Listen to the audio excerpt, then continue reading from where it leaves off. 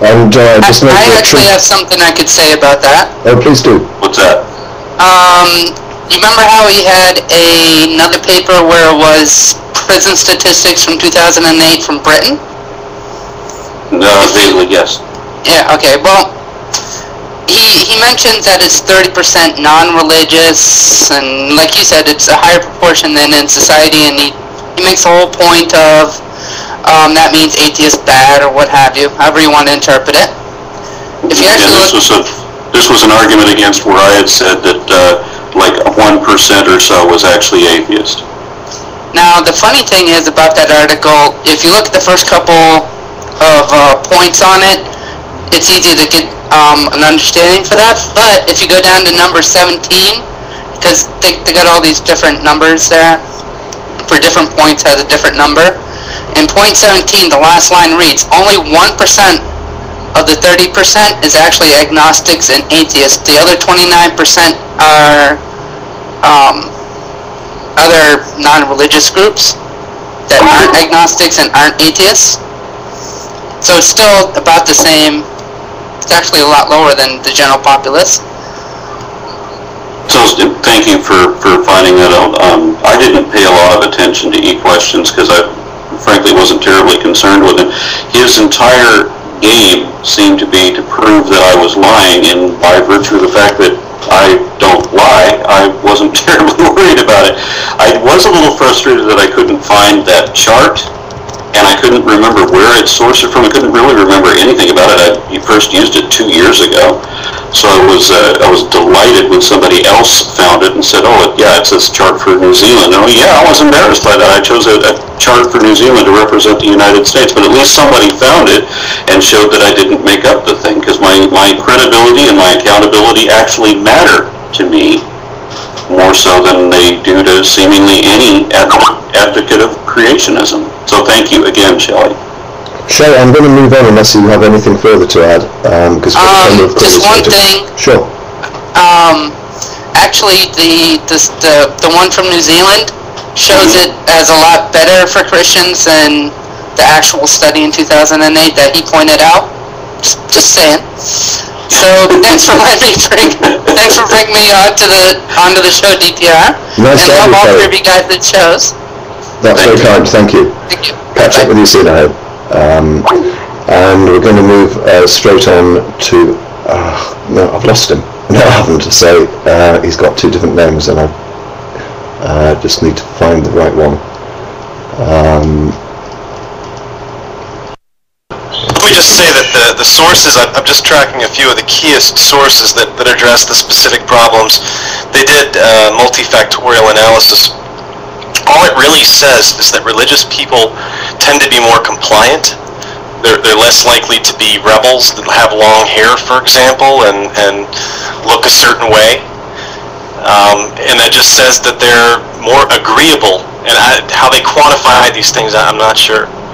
Can I just check very quickly before we bring the next caller in? Is everyone still able to hear us on Blog TV? Because I was going to say the chat seems to have frozen, but no. There we go. Oh, Shelley forgot to ask, can I post a link to the video I made? Sure, Shelley. In fact, why don't you, rather than have it disappear off the screen, why don't you post it at the top of the chat? Being a moderator, you should be able to do that. So, do you want to post it at the top? Where it says at the moment, concordance, the topic today is pot puree. Yeah, concordance had to drop off for a moment. That's all right. We'll bring the next caller in.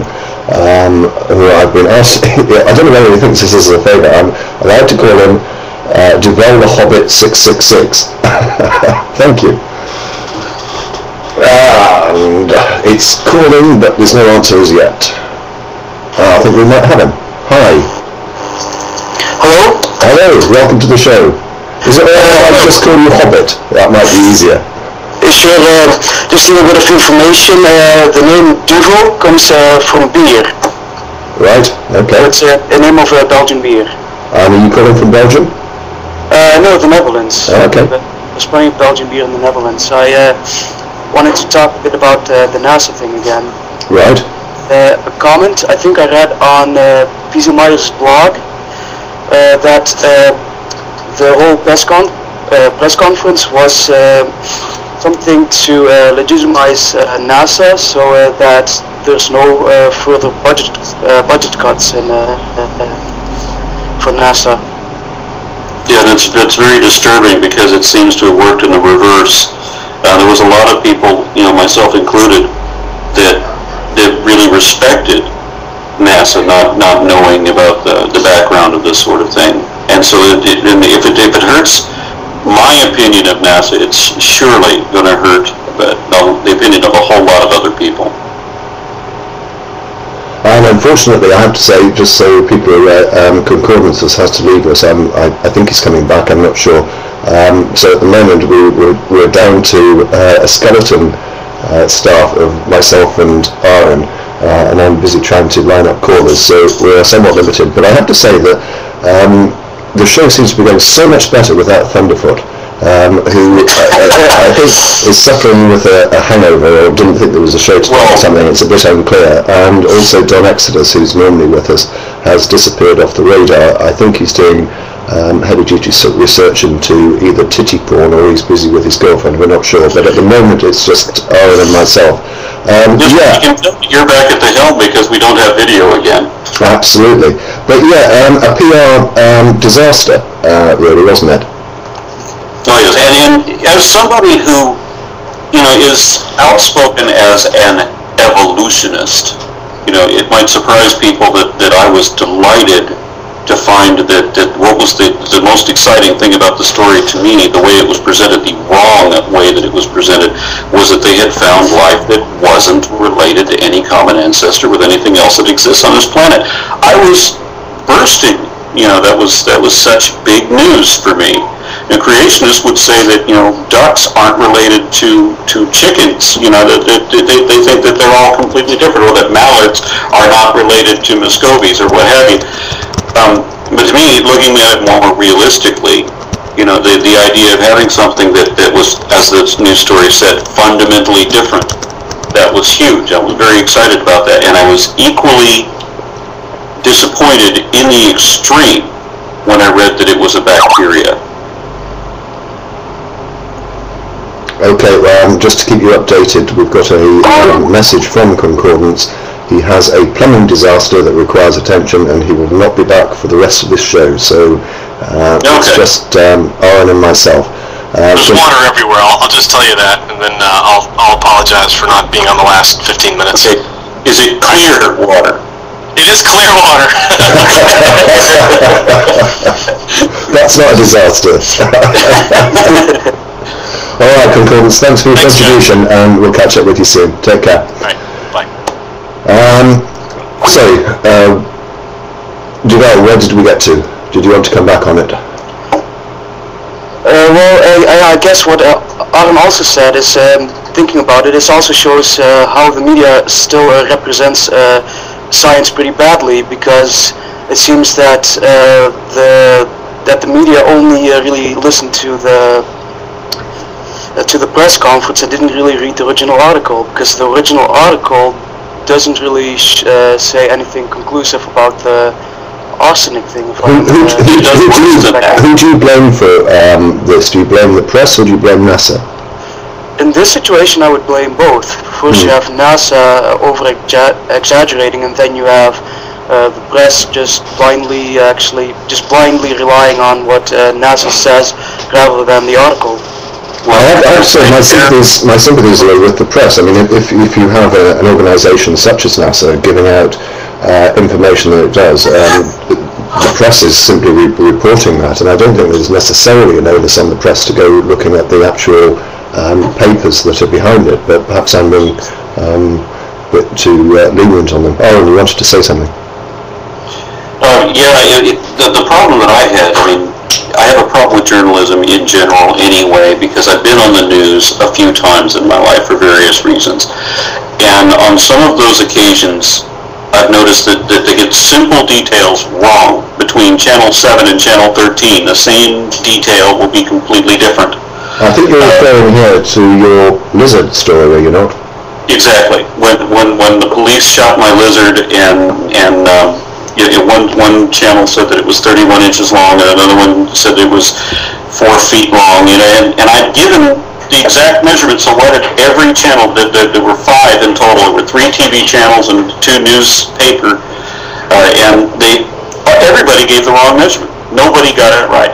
And then another time, I went to, well, I don't want to go into this long story, but suffice it to say, the reporter made up shit and was just explaining the story. And all the people that were involved in the event that was being reported, it doesn't matter what it really was, but we were all watching the show and we're listening to the reporter describe what it is, and we're wondering, what the hell was she reporting on?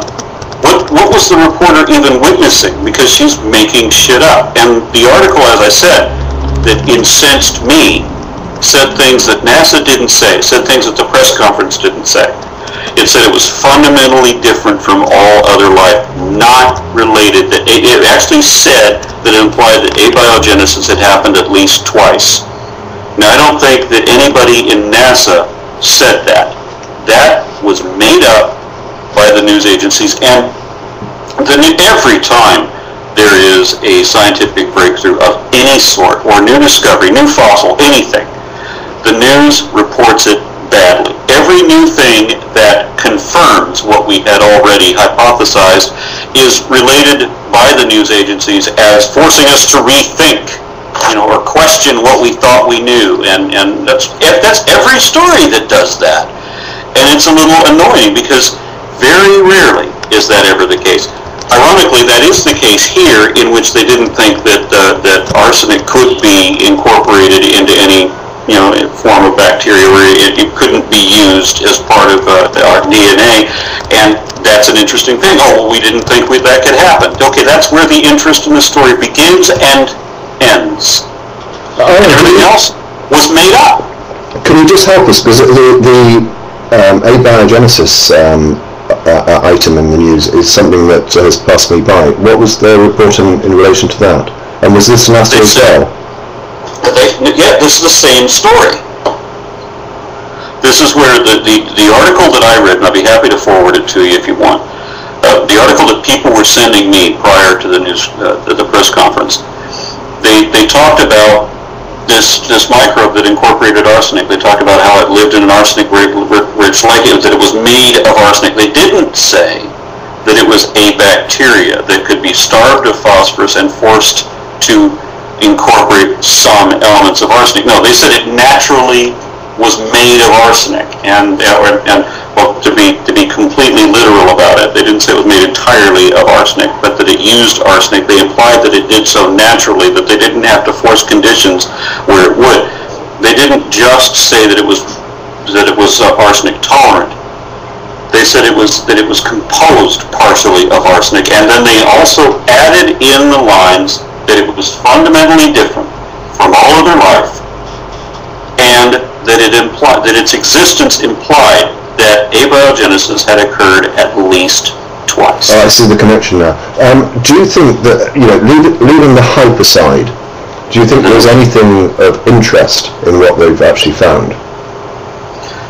The fact that they found a microbe that could tolerate the inclusion of arsenic into its structure is interesting. It's fairly large news if you're a science geek, but we already know about extremophiles that live in poisonous conditions. We already know about snottites, for example, and a number of things I don't want to explain right now, but I mean, we found organisms that exist in places in this world where we didn't think life could exist, and here it flourishes. Then I'm not just talking about crabs at some, geothermal vent at the bottom of the sea. I'm talking about things like, some sort of microscopic worm that seems to have some kind of antifreeze in its blood because it manages to live in the Antarctic in the ice and never freezes, and things of this sort. And then there are areas where we have a very poisonous atmosphere inside of a cave, for example, where there are volcanic releases of gas. It's absolutely lethal to all forms of life we currently know of, but we have these bacteria that thrive there and can't survive outside that environment.